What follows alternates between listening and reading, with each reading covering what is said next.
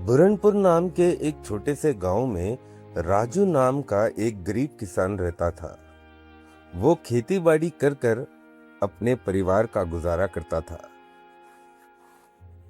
राजू ने सोचा क्यों ना मैं साहूकार से कुछ पैसे उधार ले लूं और जब फसल कटेगी आए हुए मुनाफे में से साहूकार को उसके पैसे दे दूंगा।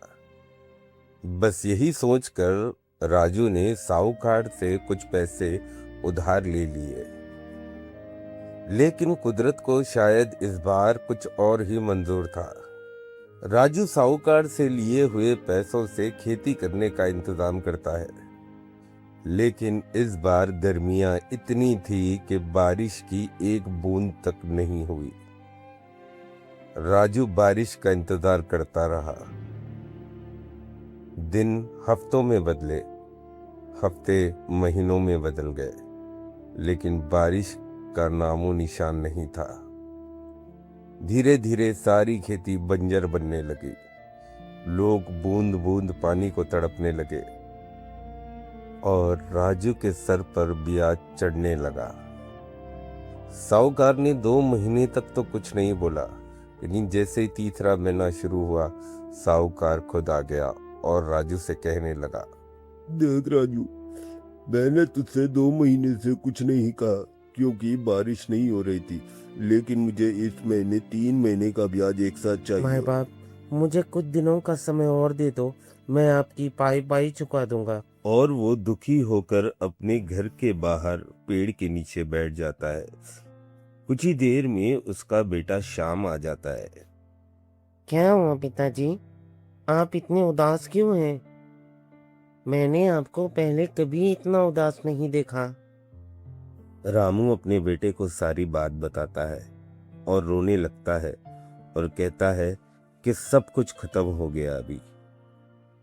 लेकिन अपने पिता का हौसला बढ़ाते हुए श्याम कहता है, आप बिल्कुल मत घबराइए पिताजी, हम कुछ ना कुछ तो करेंगे और हम किसान हैं और किसान इतनी जल्दी हार नहीं। श्याम की कही इस बात ने रामू के दिल में एक नई उम्मीद जगा दी और अगले दिन सुबह रामू अपने बेटे श्याम के साथ खेतों की ओर चल पड़ता है। श्याम पास ही के कॉलेज में एग्रीकल्चर की पढ़ाई कर रहा था और उसने ये पढ़ा था कि अगर वर्षा नहीं होती तो खेती सींचने के लिए नदी के पानी का भी इस्तेमाल किया जा सकता है। फिर और क्या था, रामू खेत में बीज बोने का काम करता तो वहीं श्याम पास ही के नदी से पानी लाता और खेत में डालता। ये दृश्य देख अपने बेटे पर रामू को बहुत गर्व सा महसूस हुआ और रामू कड़ी मेहनत के साथ फसल उगाने की कोशिश में लग जाता है और धीरे धीरे श्याम का ये आइडिया भी काम करने लगता है। फसल उगने लगी, लेकिन कहते हैं ना, सच्चे मन से अगर जो भी काम करो तो भगवान स्वयं आपका साथ देने आ जाते हैं। एक रोज आकाश में बादल घिर आए और बुरनपुर गांव में जोरदार वर्षा होती है। जैसे ही बारिश होती है, श्याम भी कहने लगा, अब रोज रोज नदी से पानी भर के लाने की झंझट खत्म, अब भगवान ने हमारी सुन ली। रामू और श्याम दोनों खेत में दौड़कर आते हैं और अपनी फसल को उगता हुआ देख नाचने लगते हैं।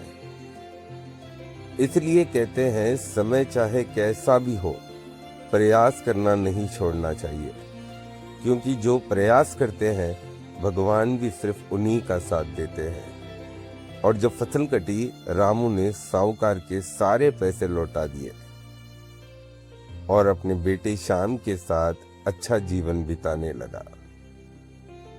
आपको ये कहानी कैसी लगी कमेंट सेक्शन में जरूर बताना और ऐसे ही रोमांचक मजेदार वीडियोस के लिए हमारे चैनल को सब्सक्राइब कर लेना और साथ में बेल आइकन जरूर दबा देना। तो मिलते हैं अगले वीडियो में, तब तक के लिए जय हिंद, जय भारत।